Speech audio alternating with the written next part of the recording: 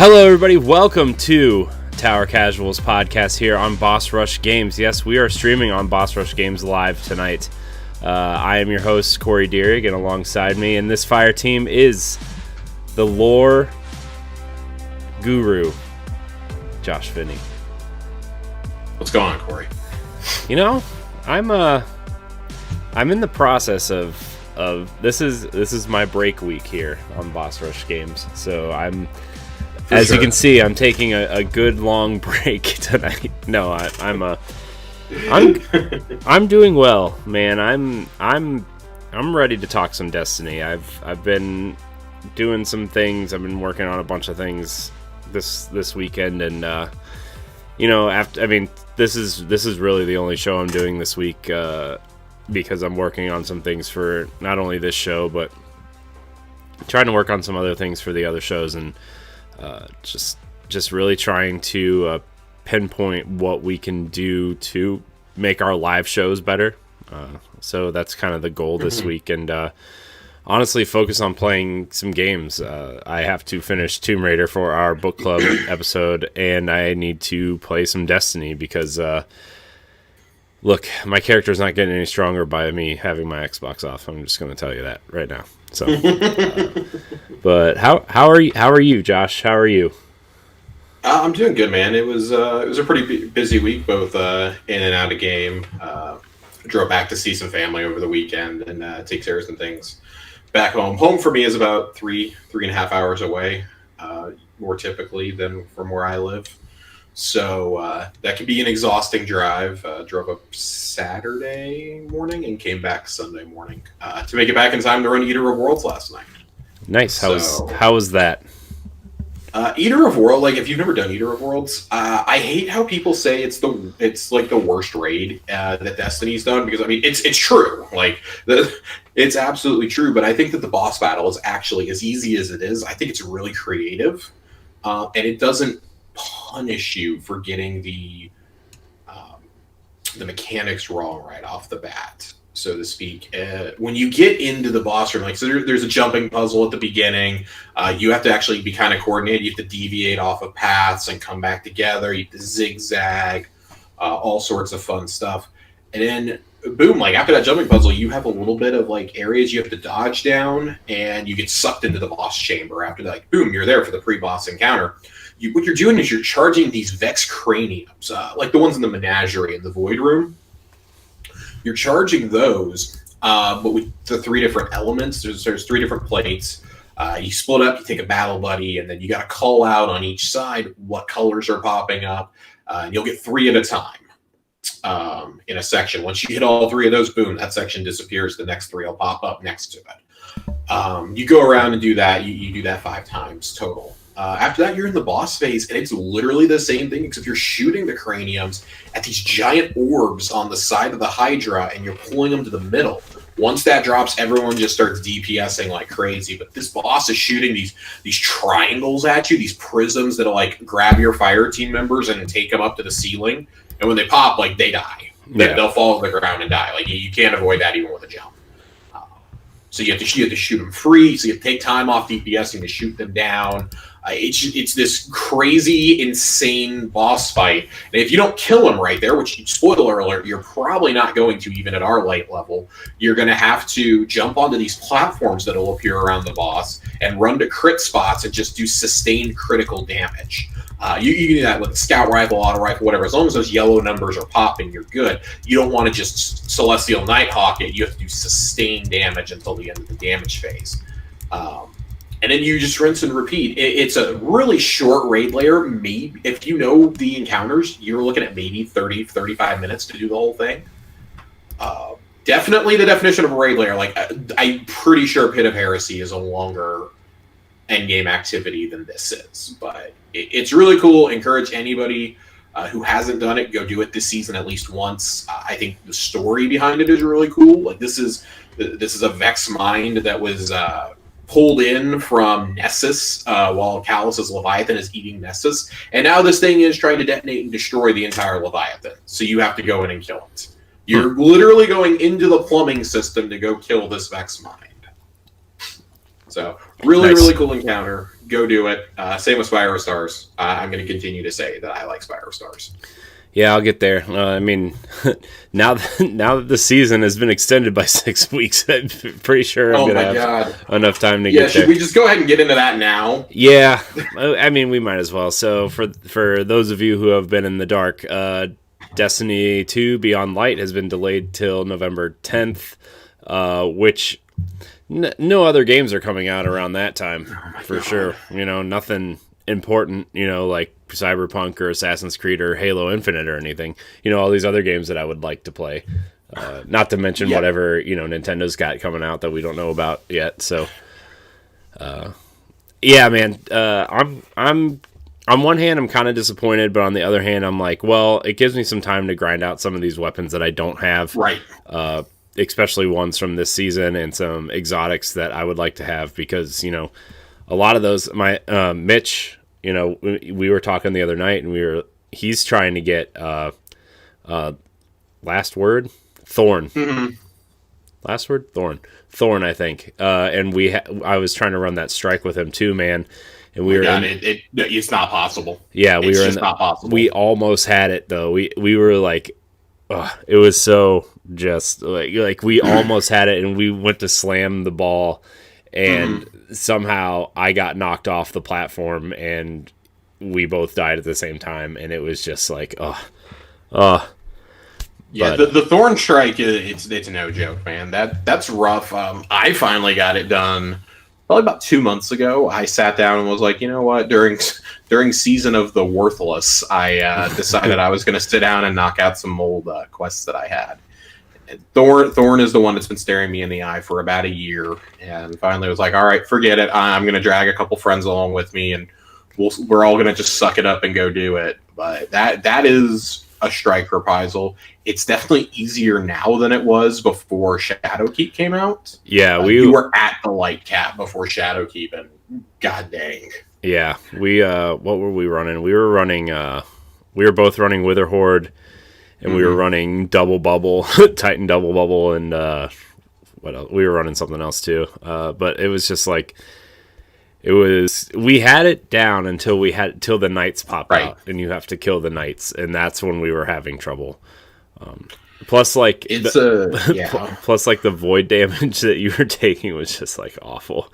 It's absolutely insane. It's a complete barrage. Now imagine trying to do it as a hunter, and it's probably about 3 times worse. You at least have barricades and bubbles you can put up if you need to. Yeah. I can jump out of the way, and they immediately find me again. Yeah. So yeah, that's fair. I'm okay with this delay. I'm very much a subscriber to the Miyamoto philosophy of a delayed game. It's just delayed, but a rushed game is bad forever.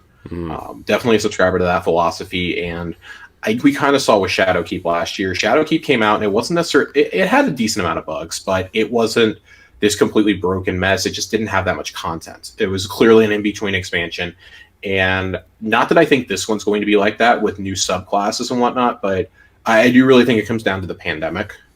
Trying to work from home and making a major expansion for an evolving world, I don't even want to pretend to know what that must be like. That's got to present its own challenges. Like with another AAA game where you're not on a yearly release cycle where you have to get this out at the same time every year, and your season model isn't completely built around that. Like, if Assassin's Creed needed to be bumped by 3 months, it could be bumped by 3 months. It would not impact the Ubisoft financials. Like, that game's still going to sell millions of copies. Destiny, on the other hand, like, they have to put a complete story on hold. This is the longest season we've had by far. Like, this is as long as the gap between Curse of Osiris and Warmind, frankly, by the end of this. Yeah. I think that was slightly longer. That might have been about 5 or 6 months. Yeah. But this started the second week of June, and now Season of Arrivals will not end until November 10th. That's crazy long. I mean, they were already kind of stretching the content as it was. Right. But I choose to view this as a really good thing. I'm actually going to be using it to take a pretty substantial break myself. Yeah. Probably in September and October, I'll probably be offline for most of that, just because I haven't taken a substantial break from this game in about a year. I've taken a few weeks here and there, but not like a month or two. Yeah, plus you don't want to burn out before the new new stuff comes I don't out. want to burn out playing content that I've been doing for 3 months at that point. Like, if I'm going to burn out on something, I'd rather burn out on the new expansion. Right. Yeah. And so I'm kind of using this for a bit of cleanup. It's a great time to go do the raids, get any exotic quests done you haven't done yet. And my concern comes from extending Season of Arrivals for that long, because you can't really introduce anything else, because your next seasonal arc won't start until Beyond Light. Like, it can't. This is the wrap up of the story that we started with the Vex Offensive. Right. So how do you continue that? We know they're going to bring Festival of the Lost in and continue that. Normally that's towards the end of October. They're saying forget it. We're bumping it up to the very beginning of end of September, beginning of October now. Going to let it go for a full 4 weeks this time instead of 2 or 3. Do some extra Iron Banners, some extra Valor, extra Infamy, and then what really caught my eye is extra or increased Redacted. And I want to take a second to speculate on what we think that might be, because really there's only 2 or 3 possibilities, I think.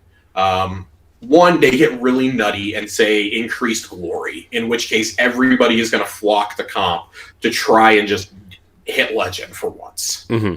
So I don't think that would happen. That's competitive mode. I can't really see that being a lure. I think the 2 most likely possibilities are increased XP gains, which unless you do it by like times 3 or 4, whoop-de-doo. Or do double Bright Ingrams for the back half of the season. Which, if you remember in Destiny 2, up until this past year, actually, they did double Bright Ingrams during things like Festival of the Lost and the Dawning. Yeah. Then they took that away, which sucks, because I personally liked getting those Eververse items out of the Ingrams. I wasn't necessarily going to buy them, but I wasn't going to object to getting them either. Yeah. So, like, what do you think that could be? I'm not really sure. I mean, I don't really know. I mean, there's nothing really like that is jumping out at me, honestly. Like, I don't think they're going to do anything comp wise, honestly. I mean, the Bright Engrams I think is an easy bet, but again, if they've been doing that, why would they have it redacted? So, man, I don't know, man. I don't know. Maybe you get double XP. Maybe you get like I don't know, higher exotic engram drop rates. I don't know. You know, I mean, and we do know, like, they did say, like, okay, everything that we're announcing today, the initial roadmap is just kind of the start. We're going to have things in the next couple weeks that we're going to announce to help carry the rest of the season. So I almost wonder if, like, maybe a returning seasonal event from earlier this year might come back. Like, just say, oh, we brought the Sundial back for 2 weeks, or surprise. Or maybe Sparrow Racing League comes back. If Sparrow Racing League comes back before the Cosmodrome, I'll be shocked. I really think that when we see that, it's going to be when the Cosmodrome comes. That would be a perfect thing to introduce in the spring. People have been asking for it for years. Hell, maybe you unlock Cosmodrome early and give us Sparrow Racing League. Maybe. Like, I mean, there's a lot of possibilities there. Why not? I mean, technically, the part of the Cosmodrome's already in the game with New Light anyway. Like, you know what I mean? That's true. So, who knows? But yeah, that was our news for the week. Yeah, that was a fun message to see Thursday morning and frantically tell Corey. So we've got a 2-month delay now. It was funny because I think you and Mitch both messaged me at the same time, and you messaged me that, and then Mitch is like, what the fuck? I'm like, yeah, I know, I saw. So. Now, Corey, we did do something really cool with you this week. We may not have done a raid together, but we did do Whisper and Outbreak for you. Yeah.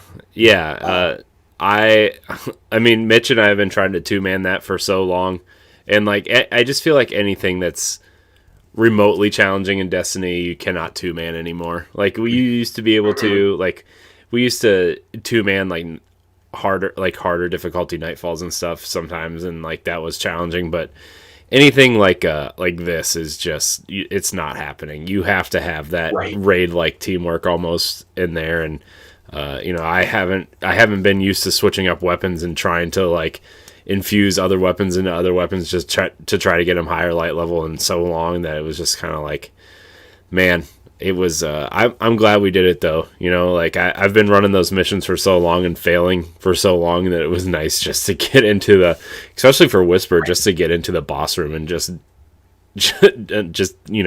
finally melting those bosses at that point. So But yeah, it was fun. I really like quests like that. Like just the timed kind of, you got to be on point. You got to make sure that you're using teamwork and communication and stuff. Like those are probably my favorite quests in all of Destiny, besides the raids. Yeah, and Especially. that's something I was saying this year. What that I really missed with Shadowkeep was getting things like that. I know, like for Xenophage, like there's the secret room of Heresy that you have to go hit in order to get the gun. But I Which really I like. did, but Oh, not. you did? Did you get it done? I didn't get the quest though, because I ran it with Willow and one of his friends, and we did the boss fight, but I didn't have the quest, so I didn't get it. Oh Yeah, no! so Well, that'll be our next thing that we go and get you, Corey. yeah, It's I've picked I up a like. few. I picked up a few Mhm. exotic quests. I even found the sleeper simulant quest, which I was really was really excited about. I know like that gun is not worth anything right now, but I was just like, I kind of want it just for sentimental purposes because we had such a It good time in was. Destiny 1 trying to find it. Right. I think the Xenophage quest is cool. Like, I really like the lore behind it. I like the things you have to do for it. I do think that exotic quests like that and the Deathbringer quest are a little bit more creative. Um, but there's just something special about Whisper, Outbreak, and the Bad Juju quests. Yeah. That you go into a completely different area. The Bad Juju one, of course, isn't timed, but it is challenging in its own right. Hmm. Obviously, when they designed those, they had a lot more resources. They still had Victorious Visions working with them and a few other Activision subsidiaries. So I kind of understand not being able to do that on your own time or your own dime right now Hmm. because you're trying to kind of formulate other things. You're putting resources into like making the Prophecy dungeon, for example. Which, personally, I mean, I'd rather have that than another Whisper style quest. But Whisper holds a very near and dear place in my heart. That is, in my opinion, the best dungeoning activity in the game. Hmm. When I say dungeons, I mean the 3 secret weapon quests and the 3 actual dungeons. It's pretty much Whisper, Shattered Throne, and Prophecy. Ironically, they're all taken, and I hate fighting the taken. Yeah. But those are the 3 most creatively designed things I think in the entire game. Yeah. So I really hope we get some more of that in Beyond Light. I feel like we will, especially with new subclasses. Yeah. We'll see what happens. Yeah. I really had a great time running, especially like the Outbreak quest is like that whole jumping puzzle So and good. just going through that. It's just so like every time we've run it, I'm just like, how do you like figure this out? Like how does the community figure this out, and how do you go about designing this? Like So if you think that's crazy, like you should really see the heroic version. The heroic version of it, it's a whole different jumping puzzle that you do on the outside of the tower. Like you're literally climbing up and down the tower using little tiny ledges that are big enough for like one person to stand on. But if you get to an actual platform you can stand on, it's going to break. So you have to keep moving. yeah, You keep going all around. You have to go down all these random shafts. You still have to do Trevor the Hall monitor. It is absolutely bonkers. And I can't tell you how many times I failed just trying to do that jumping puzzle the first couple times because it really is. I'm having horrendous PTSD style flashbacks to King's Fall. It makes the Whisper jumping puzzle look like nothing. Like I did it with you and Mitch, and you're like, I'm like, follow me, and you're like, where'd you go? I'm like, I just dove off the ledge. Like you don't need to jump down. Like just jump. yeah, You'll carve a few minutes off. Jump up here. We're gonna save some more time. Like it's yeah, you learn ways to kind of cheat the timers on these missions, and I think it's part of what the devs want you to find. yeah. Yeah, it's those are just some, like you said, those are just some of the best activities in the game. Period. I don't even like. I mean, I do care about the rewards at the end, but like just moving through and figuring it out was just so much fun. So, but yeah, I did get those weapons this week. It was very exciting. I also got Skyburner's Oath this weekend. Which was just like, Did you not have that? no, it just dropped for me. Oh my god. I'm just like, That gun used to be good. yeah, a long time ago. a very long time ago, like the some first might week of say year one. a whole game ago was good. Quite literally. Yeah. So, but yeah, I did get that too. But yeah, I mean, just kind of going into like our favorite drops this week. I think I haven't unequipped Outbreak perfected. It's just, especially when you get those headshots, like, Yeah. it's made me better at headshots though. By the way, just Yeah, the only thing that finally made me take Outbreak off was earning Xenophage, and having that pretty much permanently in my heavy slot. This season's allowed me to kind of go back and play with Outbreak a little bit more, because I've been running so much of the Falling Guillotine. nice. But man, my favorite drop, I got two. After like 5 or 6 clears of Leviathan over a 3-year stretch, I finally got an inaugural address to drop. Ooh. And I know that it means nothing to y'all, but that gun still terrorizes me in the Crucible to this day. So I'm very happy to finally have it and see if I can wreak the same amount of havoc. And then getting the entire Eater of Worlds raid armor set across the 2 runs I did this past week. I really genuinely like the Hunter set. I like anything where I can get extra knives. I've expressed my desire that when Transmog comes, I don't care if the armor doesn't match. I'm just going to pull every single piece I can that has the most knives on each slot, like them on my arms, two or three on my chest piece, the Last Wish raid boots, have them in your legs. Like, give me a foot knife. I don't care. Like, we'll put one in the back of my Celestial Nighthawk. I just want knives everywhere so that when I use Blade Barrage, it canonically makes sense. Makes sense. Yeah, right? Like, where are all these? I only have one melee knife. Like, you're going to let me have a super with all these. And yeah, you'll let me do the fan of knives. Let me just, like, keep throwing knives everywhere. Come on, man. What's up with that? Cade 6 would want me to have more knives. It's true. That is true. The Crucible might not, but Cade would want it. Cade wills it. It's true. It's true. R.I.P. Cade. R.I.P. Pour one out. All right, Josh. Well, we kind of talked about this in our chat, but you've been kind of putting this show together since I've kind of been busy in this. So what's next on the docket of Tower Casuals? On the docket, so we've already gone through our favorite drops. We've gone through the news. We did a little mini raid report by talking about Corey's experience in the secret missions and my experience with the Vex Mind and Eater of Worlds. It's time for Lore Corner, though. Yes, Lore Corner. It's time for Lore Corner. By the way, for our boy Varix, I wore my my shirt to represent. So yeah, Corey with the for those of you listening on audio, Corey is wearing a beautiful green House of Judgment t-shirt. Yes, I am. Way back from the House of Wolves era. I have a House of Wolves shirt somewhere too. I really wish I had either of those shirts. I explained my philosophy. I did not buy Destiny shirts. I avoided buying things on the internet back in 2014, 2015-ish.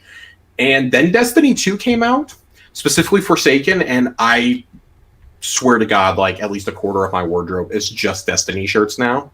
Yeah, that's fair. Which is it's not a good thing. It's not fair. It's not good. I rock spicy ramen occasionally. As you can all see, my absolute favorite one is the Festival of the Lost long sleeve tee from last year. Super lightweight.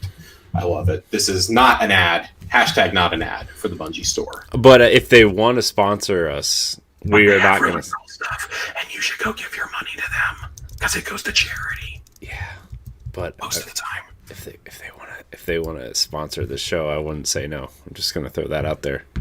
In the year 20 of our Lord Luke Smith, please hear our prayers. Luke Smith, I know you're in the chat, so if you just want to, just that's right.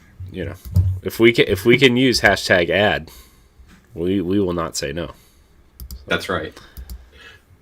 But Lore Corner, my absolute favorite part of every single week is Lore Corner. This is my favorite thing too. So before we get into Lore Corner, like all of our podcasts kind of have like a supplemental show that we do, right? Like the Boss Rush podcast has the 1v1 stuff where we interview other creators. The Xbox show has What's This on Game Pass, and then Nintendo Pow Block has what's on or the retro game show. So I thought that it's still going to be part of the main show, but they're going up this week. We're breaking out all of Josh's lore corners, and they're just going to be their own separate videos on the YouTube channel. So, just so you guys are aware, we're coming for Bife is what we're doing. We're coming for Bife. These are SparkNote versions of what Bife would explain to you. Doesn't matter. We're coming. Consider this to be like the child's meal to Bife's supersized double deluxe multi-course dinner that he would give you. This is a tease.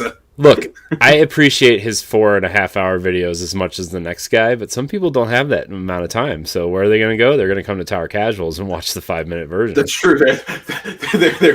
There's a couple topics I'm specifically avoiding because I just don't know how to condense them, and I really need the time to figure it out. But this week, we're talking about the Dreaming City, specifically the Curse of the Dreaming City. If you recall, in the past, we have covered Aramis, Varix, and Mithrax, kind of rounding out our Fallen trio, but kind of tying in to things that we think are going to come into play with Beyond Light. This is going to start a little new saga, kind of covering different characters that are still associated with the Fallen. We're going to cover Mara and Uldren coming up. We're going to cover Callus and the Leviathan. We are going to touch on Xivu Arath and Savathun later on down the road, so they're really not going to be mentioned a whole lot today, even though they are important to the Dreaming City arc. Really want to take the time to flush them out, flush out some of the Orsinium court, talk a little bit about my man Oryx, R.I.P., we got a lot of other plans. Now that this has been expanded out for 2 more months, I can cover everything I wanted to before Beyond Light. But this week is the Curse of the Dreaming City. Of course, if you've played Forsaken at all, you know that the Curse was enacted when Riven was beaten for the first time, but it officially starts when Riven was slain by a team of Guardians. But in reality, the events of this were set in motion by Oryx way back before the Taken King. When he first came into the Sol System, on the eve of him crushing the Awoken army around Saturn, Mara closed off the Dreaming City and evacuated everybody who lived in it. Now, the Dreaming City was created by Mara when she came back from the Distributary, the home of the Awoken. When she passed back through the Singularity, she established it as a safe haven for all of them. And the only way to enter it was the Watchtower within the Tangled Shore part of the reef. She officially seals it off, leaves everybody there, or gets everybody out. The only being left in the Dreaming City is Riven, her pet Ahamkara. Now, if you don't know what Ahamkara is, an Ahamkara is a gigantic space dragon. That's the best way I could think of it. Think of a more terrifying King Ghidorah, and you basically have it. You fight one in one of the strikes for Warmind, I think. You do so in Warmind. We fight Zol, one of the Hive Worm gods. Okay, Hive. Okay, we fight Riven, Riven herself in the Last Wish raid. So after Oryx crushes the Awoken army, he manages to breach the gates of the Dreaming City, and he begins a siege there, and legions of Taken come in. He offered to take Riven with him, and Riven, realizing that she would still be enslaved, basically resisted. Like Ahamkara are weird creatures. They grant wishes. So like if the genie from Aladdin and King Ghidorah had a baby and it was kind of like evil, this is basically what it would end up being. Riven ends up being taken anyways, and at some point, Oryx dies, and after that, at undisclosed time later, we don't really know when, Savathun comes to the Sol System and reveals herself to Riven. This is the only known intrusion of Savathun into our solar system as of right now, and that's pretty deep. Like the Dreaming City, the reef, like that's the asteroid belt. That's getting kind of close to Earth, a little too close for my liking, personally. And she reveals herself to Riven. Her and Riven kind of banter back and forth and play these mind games with each other. And Riven asks her to take up the strings because she's been left directionless without a master since Oryx died, because she is taken. But even though she's taken, unlike the Queen's Techians, Shirochi and Kali, she retains her own consciousness. And in doing that, she can make her own choices. Well, when Savathun officially assumes the position of being Riven's master, Riven and her create kind of a shared bond. And Riven is, to put it bluntly, kind of scared shitless by what she sees in Savathun's mind. She catches a brief glimpse of her plans, not just for the Awoken or for the Solar System, and for the Guardians. Eventually, Riven, now being taken and still of her own agency, her powers get amplified, and she can reach beyond the Dreaming City now for influence, and she uses it to manipulate Uldren with the Dark Ether into creating the Scorn, into resurrecting Fikrul, and is indirectly responsible for the creation of the Scorn, the abandonment of the prison, the freeing of the prisoners, the death of Cade 6. Like, she's responsible for all of that, with the ultimate goal of Uldren coming to her with a shard of the Traveler that he discovers in the EDZ, and using its power to open the gates to the Dreaming City, which have been shut since Mara shut them. And when he finally does that, he thinks he's about to encounter Mara. It ends up being what can only be described as an infected meatball, the voice of Riven, that we slay in the final mission. But Riven basically decides, okay, Uldren serve his purpose, allows the Guardian and Petra to execute him. The end. Part one of Riven's plan has now gone into motion, and by extent, we assume Savathun's. The gates to the Dreaming City are open, the Guardians are called upon to repel the Taken invasion, and now that we know Riven's behind us, a team of Guardians is sent in as a raid. It's really cool that the first team to clear this raid is canonically the team that starts the curse of the Dreaming City. They advance through the raid, they save Kali and Shirochi, being able to reverse their statuses of being taken. And eventually those two Techians team up with the Guardians in the Riven boss fight. And when you slay Riven, the Guardians, if you've never done this raid, spoilers for the final boss, you kill Riven, but she's not really dead. You actually rip her heart out, and you run a relay race with it through the halls of the Dreaming City to the Techians, who then cleanse the heart, expelling the Taken corruption and basically killing Riven forever. Well, you might be wondering, why on earth is it called Last Wish then? Last Wish refers to the final wish that Riven grants is her own. And by extent, Savathun and her Vexmine Kiras, I don't really know how to pronounce that name, her plan to take over the Dreaming City with a Taken army. And so Taken just start flooding the city in all facets, fighting off what's left of the Scorn, fighting Xivu Arath's Hive. It becomes a three-way turf war, hence the Blind Well. Well, when we're doing those Blind Well runs, what we're doing is we're charging the Blind Well in the terms of the story. So that when the third week of the curse comes around, we figured out who's behind all this. It's Savathun's daughter, Dul and Karu. And again, a team of Guardians is sent into the Shattered Throne, into Mara's old throne world. This is why it's called the Shattered Throne, Elusina, her old throne room. And we go in, we kill Dul and Karu. Well, killing her enacts the final part of Riven's wish, which is the cycle starts all over again. Killing Dul and Karu should have ended the curse of the Dreaming City. Instead, it simply made it worse. So the Guardians are left with a moral dilemma, which hence why the cycle keeps going on in game of, do we keep killing Dul and Karu and starting this process all over again?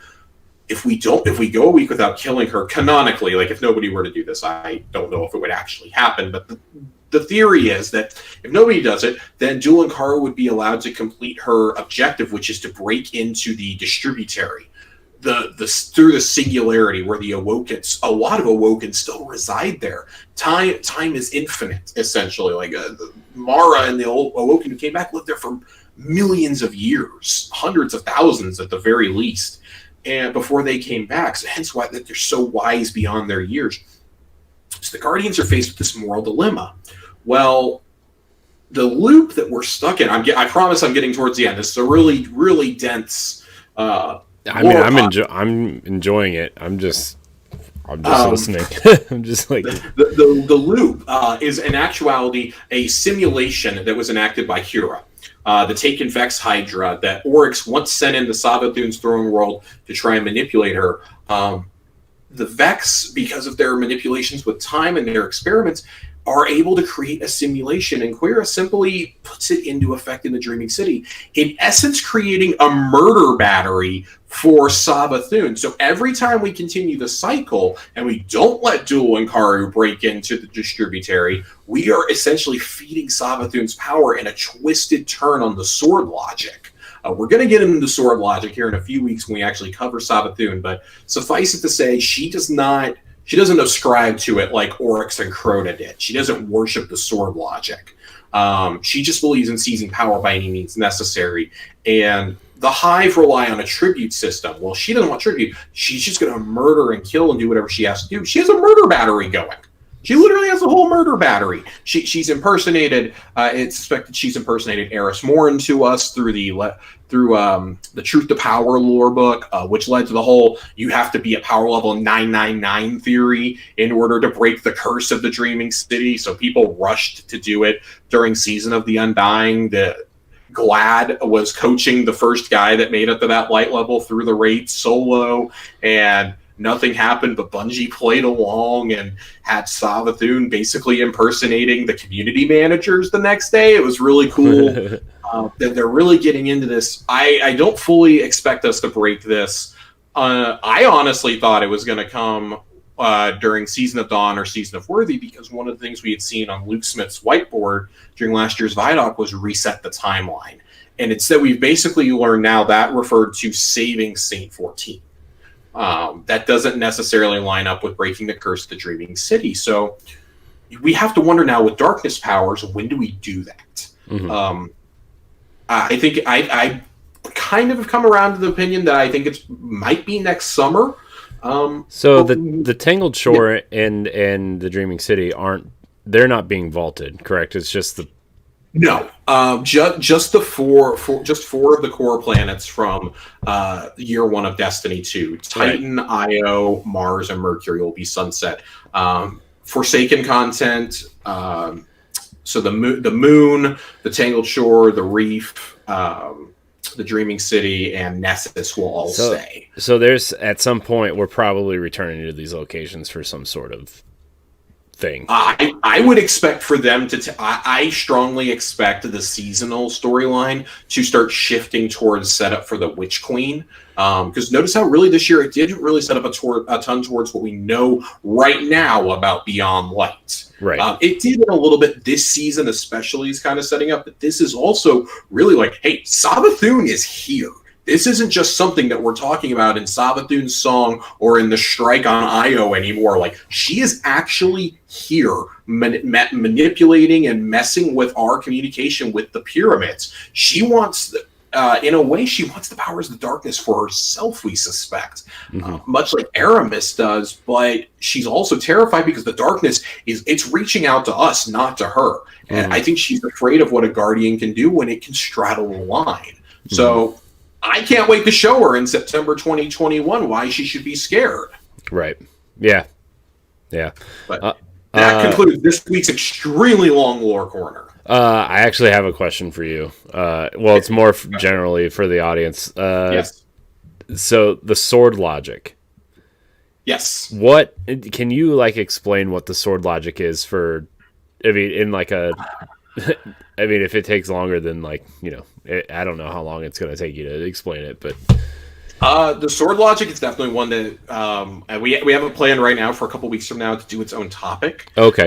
It ties so much into the Orsinium court and into Savathun's origin herself that it's kind of impossible for us to talk about the sword logic without then going into the origins of the Hive themselves. It's the very foundation, almost the religion of the Hive in a lot of ways.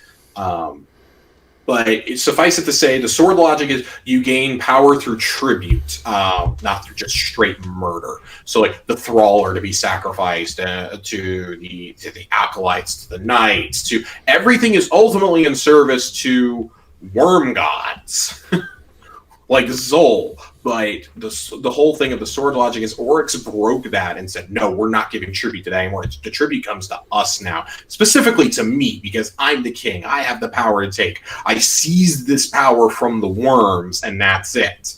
his exiled son is the one who teamed up with Zol because he's a heretic that does not ascribe to the sword logic. It's very baffling. Think if the worst person you knew in real life went and made their own religion that was based on not just tithe, not like 5%, but like 95% of what you are and what you have goes to them. And if you're lucky, you might get 5% to yourself if you're at the lowest end of that caste system. It's nuts. We actually see a little bit of it play out when you do the escalation protocol event. There's a ogre that will roam around as one of the 7th stage bosses, and a ton of cursed thrall will run at it and blow up, and that'll heal him if they get too close.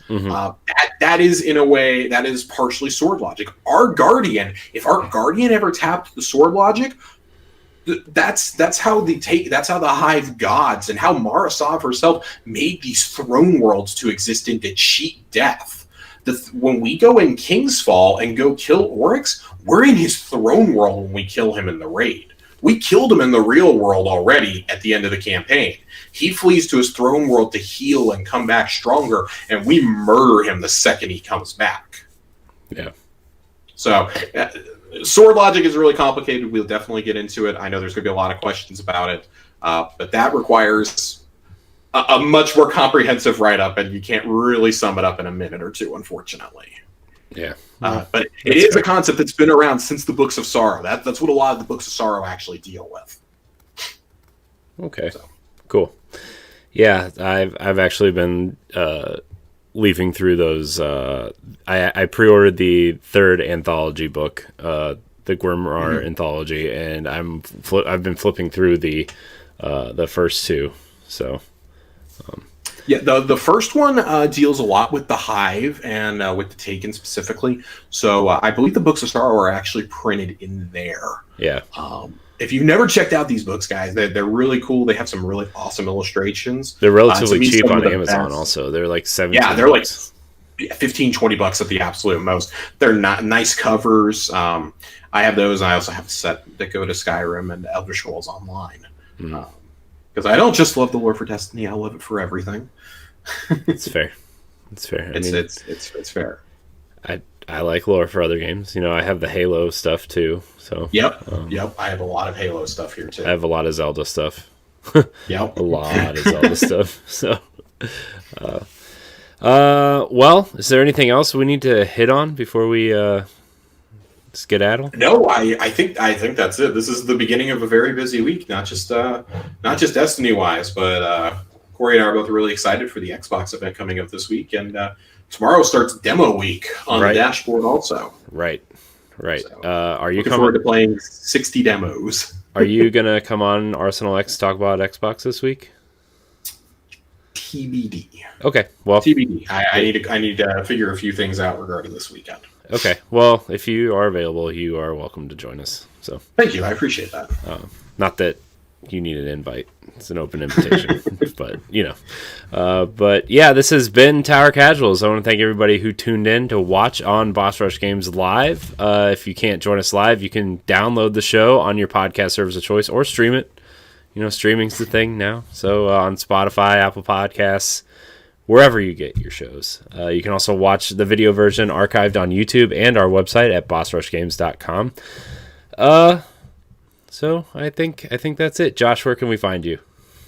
As always, for more delicious lore goodness, my rantings about film. I'm getting finally back into movie watching habits and going back through old television shows. You can find me on Twitter at Josh_Finn. And that's Finn, as always, with 2 N's. Nice. And, of course, every Thursday when this posts, you can find me right here on the Tower Casuals. What a concept. What a concept. You can find me at I am CorianHD on Twitter and Instagram, CorianHD on Twitch. I'm probably going to be streaming more on this channel if you are looking for streams from me in particular, just because, you know, 2 Twitch channels is hard to balance and, you know, whatever. I don't know if I'm going to stream this week, and I know I'm not doing any podcasts this week until Arsenal X, so, I don't know how many live shows are going to happen this week, but starting next week, we'll be back on a regular schedule. I want to thank everybody for listening and or watching. Remember to play games, be better, and we will see you next week on Tower Casuals. Goodbye, everybody. Indeed.